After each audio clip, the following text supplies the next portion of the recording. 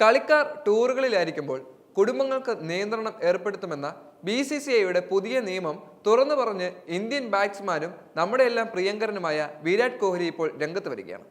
2002-നും 2013-നും ശേഷം ഇന്ത്യയെ 3-ാം തവണ ചാമ്പ്യൻസ് ട്രോഫി കിരീടം നേടാൻ സഹായിച്ച കോഹ്ലി കളിക്കാർക്ക് ടൂറുകളിൽ ബുദ്ധിമുട്ടുകൾ നേരിടുമ്പോൾ കുടുംബങ്ങൾക്ക് വലിയ പങ്കുണ്ടെന്ന് പറഞ്ഞിരുന്നു. ഈ വർഷം ആദ്യം ഓസ്ട്രേലിയക്കെതിരായ ടെസ്റ്റ് പരമ്പരയിൽ ഇന്ത്യ 1-3 പരാജയപ്പെട്ടതിനെ തുടർന്ന് ഇന്ത്യൻ ക്രിക്കറ്റ് ബോർഡ് ഒരു പുതിയ നയം നടപ്പിലാക്കുകയും ചെയ്തു.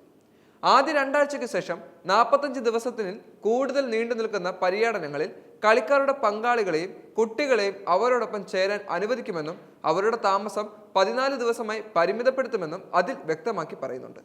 പുറത്ത് സംഭവിക്കുന്ന തീവ്രമായ എന്തെങ്കിലും ഉണ്ടാകുമ്പോഴെല്ലാം നിങ്ങളുടെ കുടുംബത്തിലേക്ക് മടങ്ങി വരുന്നത് എത്രത്തോളം ആശ്വാസകരമാണെന്ന് ആളുകൾക്ക് വിശദീകരിച്ചു കൊടുക്കാൻ വളരെ ബുദ്ധിമുട്ടാണ്.